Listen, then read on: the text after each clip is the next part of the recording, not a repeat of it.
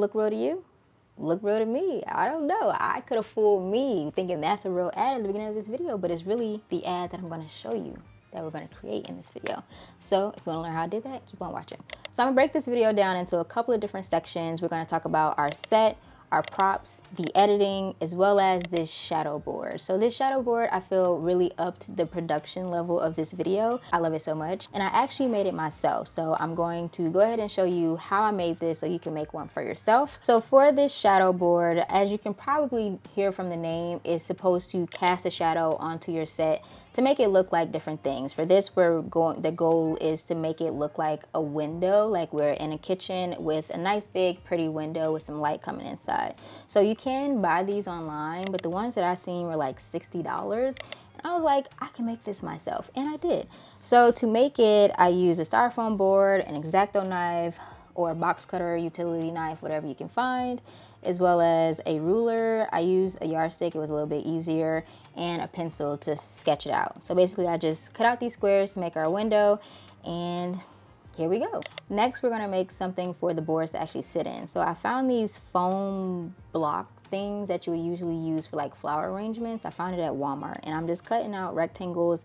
As you can see, I'm eyeballing it, and I don't recommend that you do this because the boards were a bit skinnier than what I cut out, so they didn't stay snug for a while. They started to get loose and move around. So next time I will actually do the exact measurements of it, but you get something that looks like this. So now we're gonna move into our actual set. I actually built this set in my last video, so if you want to check that out, definitely do that, and I'll show you step by step of how I made it.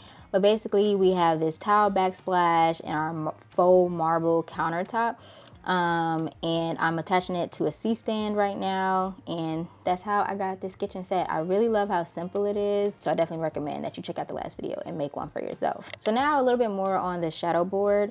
For this scene, I wanted it to look like, you know, it's the morning time, the sun is coming through the window and leaving a nice little shadow from our window, right?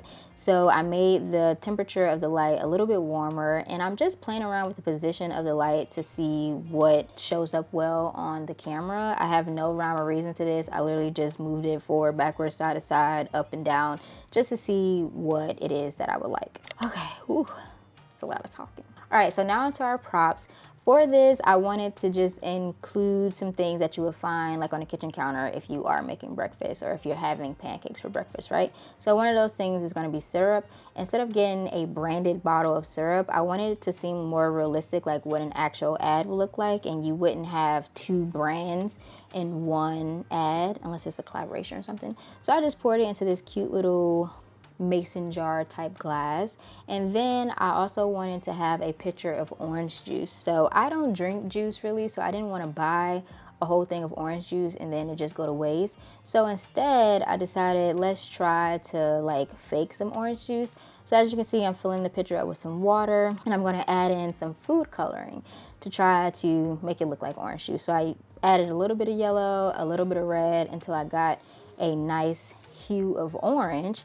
But the problem was the liquid was still clear, and clearly orange juice isn't clear. Like, you can't see through orange juice. So I decided, let me add a splash of milk to it to try to get it to be a little less opaque, and that worked. Or more opaque, I don't know. And that did the trick for it. I added like 2 or 3 splashes of milk, and it started to look real good. It looked just like orange juice, and you know, without the pulp.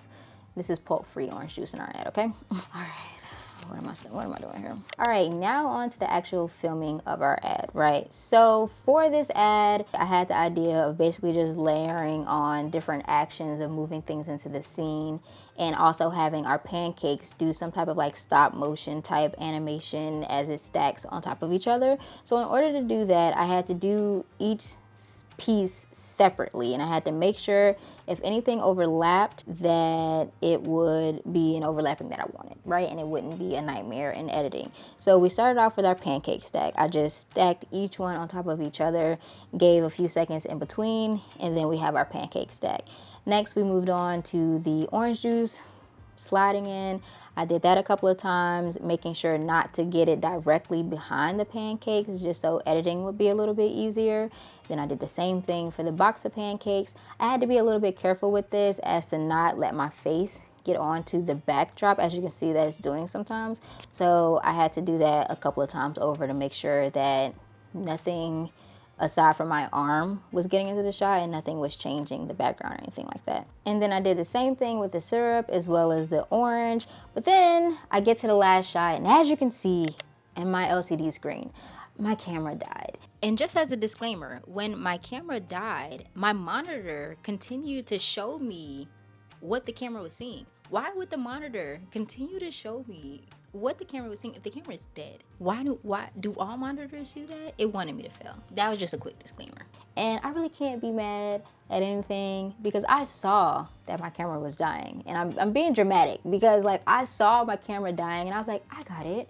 I can do it. It's flashing red, but I got it. So I like sat there for a second bewildered, but then eventually I just pat all my pancakes dry, took the syrup back up, and we did it all over, okay? And I had to do it all over because once I moved my camera to change the battery, it was no way I was going to get it exactly how it was, and you want the camera to be as still as possible for these type of videos. So I had to do it all over, but eventually we got to the final shot again. Did we do it? Did we get it? Did we get it? We got it. All right, so now I'm going to show you a little bit of the editing behind the scenes because this one was fairly simple. So here's our ad. We know her, we love her. She's really cute, probably my favorite one so far.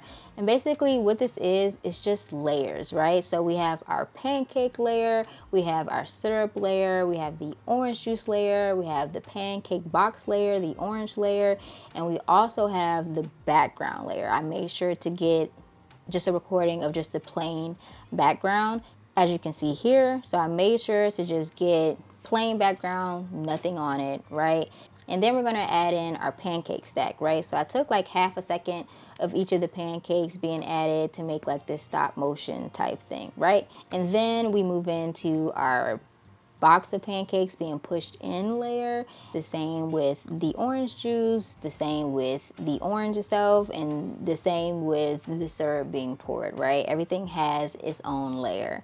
And then when you add it all together, it looks something like this.